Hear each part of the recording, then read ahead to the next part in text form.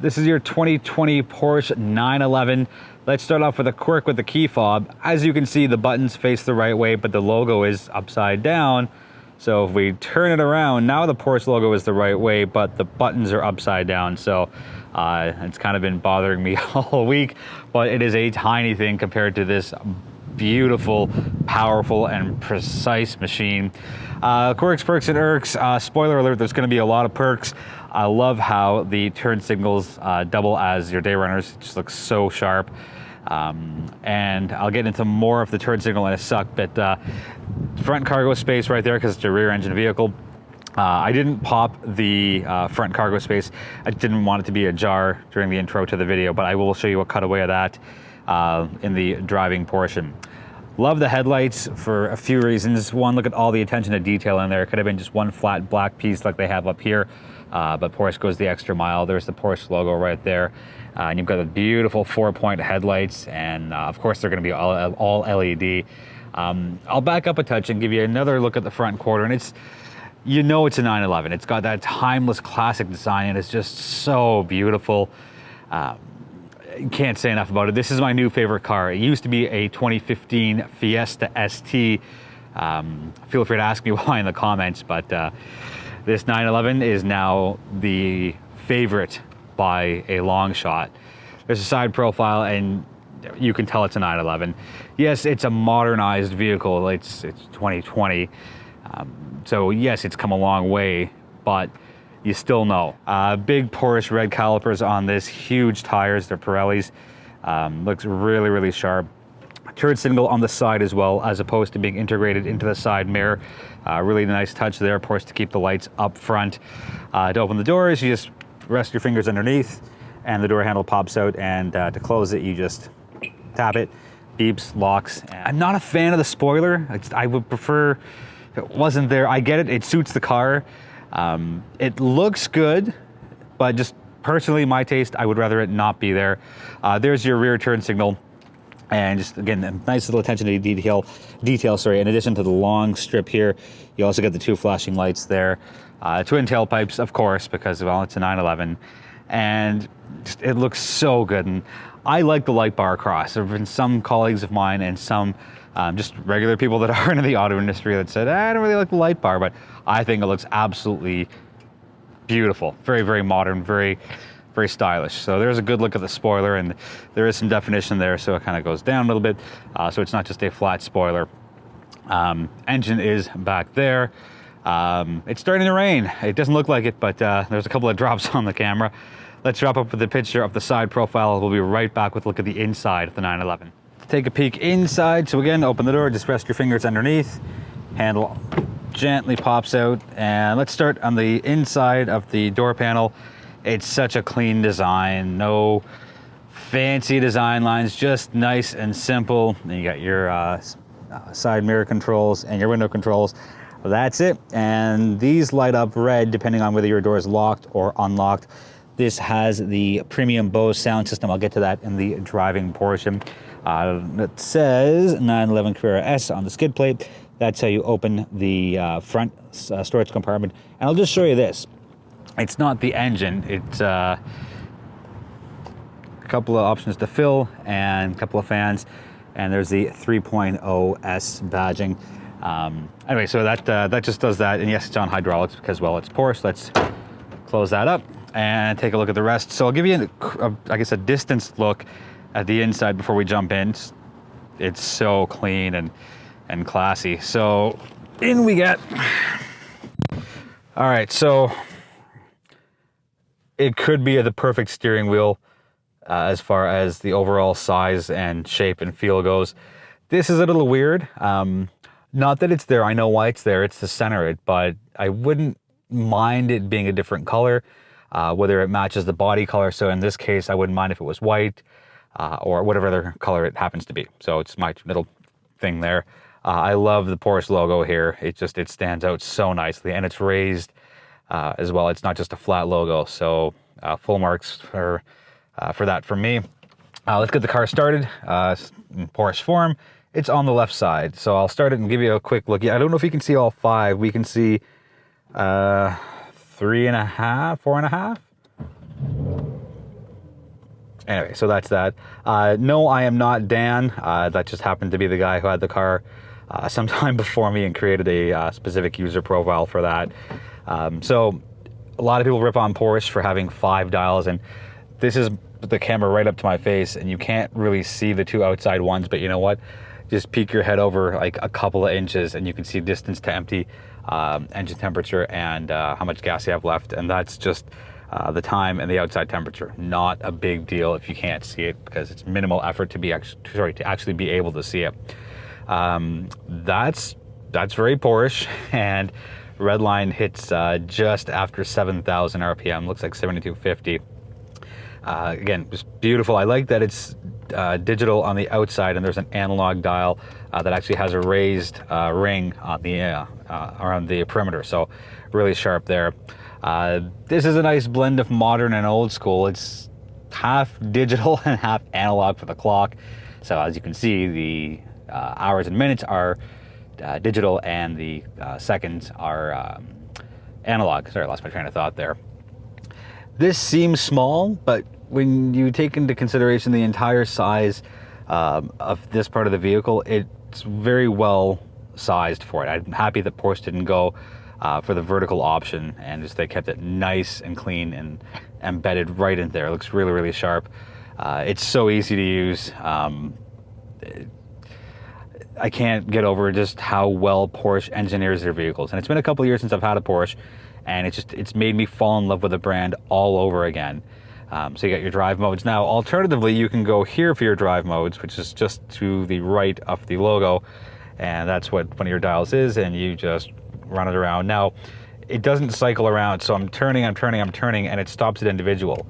I guess that makes it a little easier to control. So if you are in, let's say, sport, you just tap it a couple times, or turn it a couple times to the left to get to wet, instead of worrying about turning it 3 times and going to individual. So to me, that is a nice sharp move there, Porsche. It's a little warm in here, so let's use that opportunity to show you the HVAC system. Again, nice and easy. These look familiar because they are the gear shifters for automatic transmissions. This happens to be a 7-speed manual. That in focus for you. So good, so very good. Anyways, there's your volume and other HVAC controls. So there's a good look at it right there in focus. Again, nice and easy. Again, more driving controls there. Again, your exhaust, traction control off, shocks, and that is your. Sorry, those. That was right. I was going to say those are your. That is your 4-way emergency flashers. Let's dip down a bit.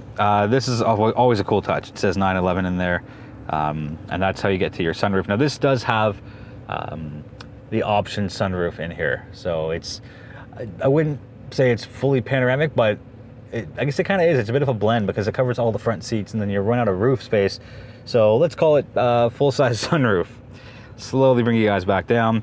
Heated seats for 3 stages, and then you get your cooled seats. So weirdly, very few cars allow you to put the heated seats and cooled seats on at the same time. The cold one won out on that one. This is so petty of me, but I'm going to say it anyway. This barely holds my refillable water cup. Whatever, like, if that's my only big complaint, it doesn't matter. Just it's a thing for me. There's your electronic parking. Reverse is in the right spot, and I was a little worried about getting into 7th. I don't drive many vehicles that have a 7-speed manual, but once you're down in 6th, it's like going from 2nd to 3rd or from 4th to 5th. You just up and angle it a bit to the right, and it just falls in so nicely. There's no hesitation at all. So we'll get to more of that, the driving portion. Just to slide back to the steering wheel, nice attention to detail. The screws are actually not covered. So you can see the screw heads right there, and I think it's a really cool design. Quick look at how to open the front cargo area. You just hit that button on your key fob, slides up, just like a traditional hood. Slide your lever to the right, and you get a little bit of cargo space in there. It's good for maybe a carry-on, overnight bag, and there is a little net there as well for smaller items. And to close it up, you don't just slam it down like a regular hood. You can do the gentle close, and then you just give it a little push, and back to normal. Let's do the drive. 2020 Porsche 911 Carrera S. So under the hood, it's got 443 horsepower, 390 pound-feet of torque through Porsche's 3-liter twin-turbo 6-cylinder engine. And as you've seen in the earlier part of the video, this has been spec'd with the 7-speed manual. And looking back, and I've thought about this for most of my week, this is replacing the Jaguar F-Type's manual transmission as my absolute favorite manual transmission to drive. It's the shifts are so precise, and yes, there's a little indicator telling you when you should upshift and downshift, but I glanced at it in the beginning, but I went back to how I was taught to shift when that was by feel. So first couple of days, getting used to the vehicle and what it can do and what it can't do, and you get a sense for the engine sound. And I think that's really the best way to drive a Porsche. You hear the roar and you feel it behind you and in the seats and throughout the entire vehicle, and it's just something magical about the way the 911 drives. And I know there's a rich and storied history behind the 911, and yes, it's come a very long way since its inception, but the 2020 model is a perfect blend of heritage and performance and luxury. But what stands out for me the most out of all of it is just the raw driving pleasure that I get from it. And I've done long country drives. They're not really country drives. They're north of Mississauga, up in Forks of the Credit and Bellefountain. And I've done city drives. I've gone down the street to get some groceries. Whatever I've put this 911 through, it's responded perfectly. And the downshifts are so good. There's no jerky motion. And yes, I've been driving for whatever 42 takeaway 16 is for a number of years, but just there's something about this. And I know that my car reviews are Perks, Quirks, and Irks, but this is a different vehicle for me. I tried to stay away from the regular formula because this is just a pure driving vehicle. And I would absolutely get one. If I magically woke up one morning and had a little under $200,000, taxes and fees and whatever, I would absolutely pick up one of these, manual transmission. I'd get it in black. The white looks very nice, but it's not for me. All right, I would take a black sports car. This does have the optional sunroof. I would get mine with that as well. And yeah, it's a small car, it's a sports car, but having that sunroof just really opens up the feel for it and makes it feel a lot bigger than it actually is. And interestingly, it goes all the way back. So it's not just one of those opens up a little bit. So good job on Porsche for doing that. This is also spec'd with the upgraded Bose audio system, putting out 570 watts of sound through 12 speakers, and it is very good. I think it's better than very good, actually. It's one of my favorites. This car has knocked off the 2015 Ford Fiesta ST as my favorite car. It's knocked off my previous favorite manual transmission, which was the Jaguar F-Type. As far as fuel economy goes, I don't think anyone really cares. If you're buying a Porsche, you're not buying it for fuel economy. But here it is anyway. So it's 13.8 on the city and 9.3 on the highway. Your blended total is 11.8. And these are all liters per 100 kilometers. And it's a 64-liter gas tank. And you have to put the good stuff in because you just don't put 87, don't put 89. If you can get your hands on the real good stuff, I believe Shell has that. I don't know what you guys have in the States, but I know in Canada Shell has their V-Power. Definitely jump on that. Cornering and handling is exactly what you'd expect from a 911. It is so sharp, it is so precise, very literally and stripped down. It is point and go. I haven't found any oversteer, understeer because it's so low to the ground. There's no body roll. There's no feeling of slipping on either end of the vehicle. It is just so well put together, and it really is a driver's car. 911 blends the best of both worlds because it can be a great tamed city car to do groceries and to do your errands and whatever else you have to do. And if you really want to open it up and enjoy exactly what the car can do, it does that perfectly, whether it's on back roads or up in the country, or wherever it is that's not a downtown / city area. The 911 just begs to be opened up and pushed, and it just responded perfectly to everything that I've put it through. Rowing through your gears, the clutch is so easy to use, and you feel the bite point right away. And as you travel up 1 through 7 and then back down, again, the shifts are so precise, and to me, I haven't felt any turbo lag at all. The seats are so comfortable. The side support, thigh support, just the shape of the seats themselves, and it goes back far enough for me. Weirdly, I have a short midsection, but I have very long legs, so I sit all the way back and I sit all the way up, and the 911 has a perfect seating position for me. No issues at all. Everything's well within reach.